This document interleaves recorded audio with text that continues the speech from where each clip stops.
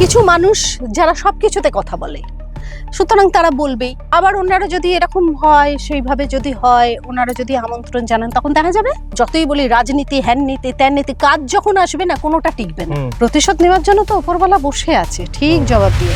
আর যদি আমাকে এখানে পাঠিয়েছে, তো ভগবানের সঙ্গে আমার বিশাল লড়াই। নিজেকে ক্ষমা করলে সবাইকে ক্ষমা করতে পারবো। মাথামুন্ডু কিছুই বুঝলাম না, আমি ব্রাজিলই ছিলাম। মেসির ওই যে স্থিরতা, ওই যে মানসিকতা, ওই যে আঘাত লাগলেও হাসি মুখ, আমি না সোফার ওই কোণাটা ছেড়ে উঠতেও পারছি না। ও, এই যে ছবি শুটিং চলছে, নন্দিনী তোর জন্য, নন্দিনী নামটা কেমন লাগে? নন্দিনী নামটা আমার খুব প্রিয়। ভালো লাগে নন্দিনী, মানে নন্দিনী রান্না করে একটু মনে পড়ে যায়। যাই হোক, ওই সেই টাইম ব্যাক করে আবার চলে টাইম মেশিনে করে চলে যাওয়া। আচ্ছা অপাদি, একটা কথা বলো, এখানে এই ছবিটার মধ্যে একটা বিষয় রয়েছে যে প্রতিশোধ রয়েছে, এবং একটি মেয়ে যা ছোটবেলাটা খুব জঘন্যভাবে কেটেছে, ফিজিক্যাল এবং মেন্টাল টর্চার, সেটা থেকে বেরিয়ে এসে তোমার মধ্যে এই প্রতিশোধ স্পৃহাটা আছে? না, নেই।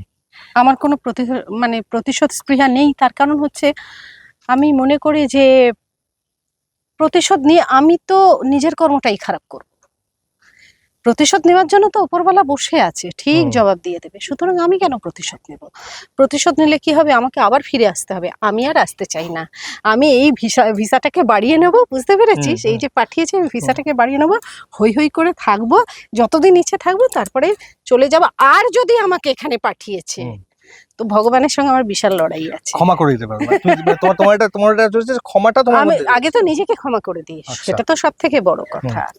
যে আগে নিজেকে ক্ষমা করে দিই, যে আমার সঙ্গে এটা হলো, আগে আমি নিজেকে ক্ষমা করি। নিজেকে ক্ষমা করলে সবাইকে ক্ষমা করতে পারবো। এই যে রিউনিয়ন দেখলাম, নিচে একটা সিন চলছে যেখানে রিউনিয়ন হচ্ছে, 4-5 জন একদম নতুন অভিনেতারা তারা বসে রয়েছেন, তারা সুন্দরী পুরো টিম আমরা রিউনিয়ন করি। বা আরো যারা বন্ধু বান্ধব আছে বিভিন্ন জায়গায়, নাচের স্কুলের যারা বন্ধু বান্ধব, তারা আমরা রিউনিয়ন করি। পাড়ার বন্ধু বান্ধবরা, সেটা সারাক্ষণ রিউনিয়ন লেগেই থাকে।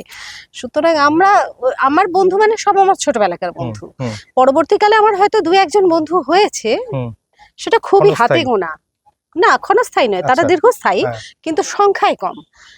কিন্তু আমার বন্ধু বান্ধব বলতে, আমি স্কুলে যাদের সঙ্গে পড়েছি, পাড়ায় যাদের সঙ্গে, মানে স্কুলের বন্ধুরাই পাড়ার বন্ধু, সব বড় হয়েছি তাদের সাথে। এরকম একটা গাছগাছালির জায়গা, এই পাশে মন্দির, নিচে দেখলাম খুব সুন্দর, অনেকে এখানে অভিনয়ও করেছে এই মিত্র বাড়িতে। কেমন লাগছে তোমার এই জায়গাটা? কেমন লাগছে? আমার খুব ভালো লাগছে। আমার আসতে কালকে যেতে 3 ঘন্টা সময় লেগেছে, আসতে 2.5 ঘন্টা সময় লাগছে। কিন্তু আজকে আমি ওই জন্য একটা ভালো পলিসি নিয়েছি। আমি গাড়িতে উঠে ঘুমিয়ে পড়েছিলাম বালিশ নিয়ে। তো আমি কখন এসে পৌঁছেছি আমি বুঝতেও পারিনি। আমার ঘুমটাও হয়ে গেল, কমপ্লিট হয়ে গেল, এবং এসেই এত সবুজের মধ্যে আমার খুব ভালো লাগে। তোমার এই যে তোমার একটা আর্জেন্টিনার প্রতি একটা ভালোবাসা, এবং তোমার এই এআই ছবিগুলো কে তৈরি করে দেয়? তুমি নিজেই তৈরি করো? আমি নিজেই করি। দাদা এই বোঝে না, আমি নিজেই করি। এবং আর্জেন্টিনার প্রতি আমার যে ভালোবাসা তা কিন্তু নয়। আমি ছোটবেলায় আমাদের পুরো হাওড়া হলুদ ছিল। ব্রাজিল, তখন তুমি ব্রাজিল ছিলে? ব্রাজিল, তখন আমি মাথামুন্ডু কিছুই বুঝলাম না, আমি ব্রাজিলই ছিলাম। তার পরবর্তীকালে দেখলাম ব্রাজিলের ফ্যান তো অনেক কমে গেল। এবার যখন বিয়ে হয়ে গেল, তারপরে দেখলাম সবাই আর্জেন্টিনার ফ্যান। তো আমি যে খুব একটা আর্জেন্টিনার ফ্যান তা কিন্তু নয়, কারণ আমি খেলার অত বুঝি কি। কিন্তু আমি মেসির ওই যে স্থিরতা, ওই যে মানসিকতা, ওই যে আঘাত লাগলেও হাসি মুখ, আমি লড়াই করছি, কিন্তু আমার মধ্যে অ্যাগ্রেসিভনেস এর থেকেও একটা শ্রীকৃষ্ণের মতো ব্যাপার আছে। দেখবি মেসির মধ্যে ফিলোসফিক্যাল হয়ে গেছে পুরো। মেসির মধ্যে দেখবি ওকে কেউ ধাক্কা মেরে ফেলে দিল, কিন্তু উঠে হাসছে, ও কিন্তু তাকে তেড়ে যায় না। কারণ আমি পৃথিবীতে এসেছি, আমি লড়াই করতেই এসেছি, এটাই আমার কর্ম, সুতরাং আমাকে হাসতে হবে। হাসি মুখে এই যে ওর মানসিকতা, সেটা আমাকে খুব মুগ্ধ করে, সেটা আমাকে খুব আরাম দেয়। কিন্তু তুই যদি বলিস মেসির থেকে আমি এমবাপের বেশি ফ্যান, বাবা তুমি তো পুরো দেখা পুরো একদম মানে এমবাপের আমি বেশি। কিন্তু মেসির ওই যে মানসিকতা, ওই যে স্থিরতা, ওটা আমাকে মুগ্ধ করে। তুমি রাত জাগছো এখন খেলা দেখতে? আমি কালকেও গিয়ে খেলা দেখেছি। কালকে কি গোল দিল বল! কালকে আবার ওই দুটো গোল। চিৎকার করছো, তোমার তো গলা একটা দরাজ গলা, মানে গোল হলে এবারে পাশে গতবারে তো আমি তো এই লাস্ট যে ওয়ার্ল্ড কাপে মেসি যেটাই জিতলো, মেসি আর এমবাপে যেটাই খেলো, আমি তো ভেবেছিলাম ওটাই শিওর এমবাপেই জিতবে, ওরাই জিতবে। তো আমি তো তখন মনে হচ্ছিল আমার হার্ট অ্যাটাক করে যাবে, কারণ আমি তো আর্জেন্টিনার পক্ষ তখন নিয়ে নিয়েছি, বুঝতে পারছিস তো। এবার আমি ভাবছি, ওরে বাবা রে, আমার বুকটা কেন এরকম করছে, আমার যদি হার্ট অ্যাটাক হয়। আর আমি না সোফার ওই কোণাটা ছেড়ে উঠতেও পারছি না, ওটা আমার একটা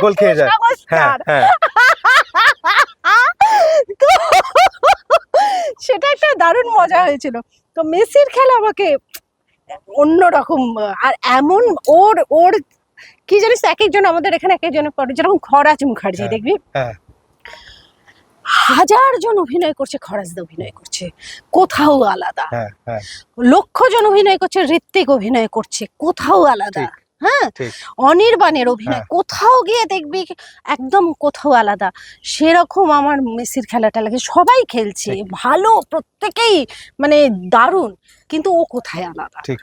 আমি এবার একটা সিরিয়াস প্রশ্নে আসি, হ্যাঁ। সেটা বলা হচ্ছে যে এই যে আমাদের এখন সরকার বদল হয়েছে, অনেক কটা হুম। স্টান্স নিচ্ছেন, সরকার নিচ্ছে, আমাদের বারবার বলছে ঢেলে সাজাবে, তথ্য সংস্কৃতি দপ্তর অনেক কটা দায়িত্ব নিয়েছে।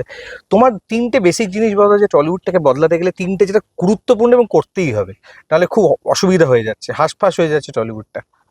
এক কথা হচ্ছে যে মানে টেলিভিশন শো আরো বাড়ার দরকার, সেই জন্য চ্যানেল বেশি হওয়া দরকার। ঠিক।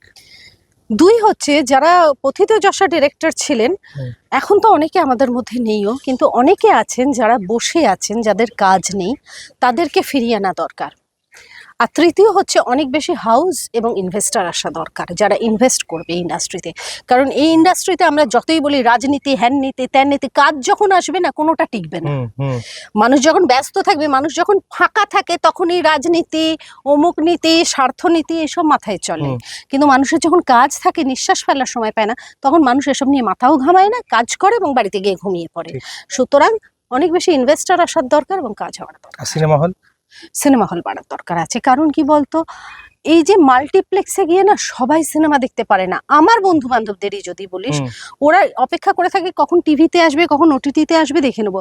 ওই সিনেমা হলে যাবে, টিকিট কাটবে, টিকিটের অত একটা দাম, সেটা অসুবিধে। সুতরাং সিনেমা হল এমন হওয়া উচিত, আগে যেরকম মায়েরা সিনেমা হল, মানে আমাদের পার্বতী, শ্যামাশ্রী, দুপুরবেলা matinee show। পুষ্পশ্রী, হ্যাঁ, এইগুলো, এই যে বাড়ির মহিলাদের যে সিনেমা দেখার প্রবণতা, সেটা কমে যাচ্ছে। সুতরাং আমার মনে হয় যে পাড়ায় পাড়ায় আগে যে সিনেমা হল ছিল, পাড়ায় সিনেমা হল, পাড়ার সিনেমা হলগুলো আবার তৈরি হওয়া দরকার।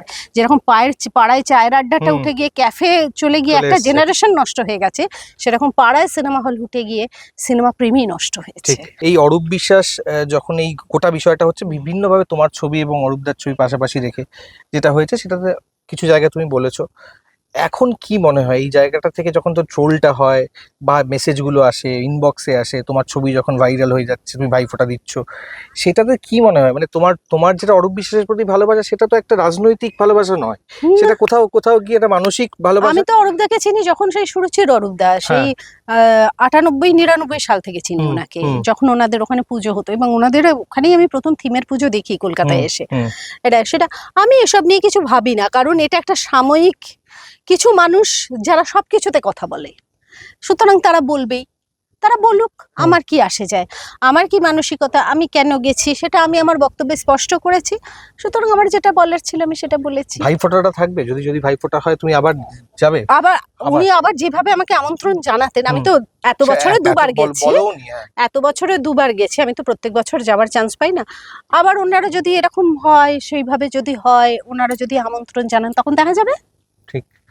এই স্পষ্টবাদী কথাবার্তা, এইটা কিন্তু তোমাকে অনেকটা জায়গায় ফাপড়েও ফেলে দেয়। এটা তোমার মনে হয় চেক ইন করা দরকার। কি স্পষ্ট কথা বলা? স্পষ্ট কথার কোনো ল্যাজ নেই। স্পষ্ট কথার তো কোনো ল্যাজ নেই। হ্যাঁ, আমাকে 4টি লোকে নোংরা কথা বলবে, আমি যদি তোকে আজকে একটা নোংরা কথা বলি, তার মানে আমি নোংরা মানসিকতার আমি পরিচয় দিলাম। তুই কি নোংরা হলি? না তো হলি না, তুই তো তোর কথাটাই বলেছিস। ঠিক। থ্যাংক ইউ অপাদি আমার সাথে কথা বলার জন্য। আমার সঙ্গে ক্যামেরা শুভম, আর আমি শুভঙ্কর, আর সঙ্গে অপাদি দেওয়াল।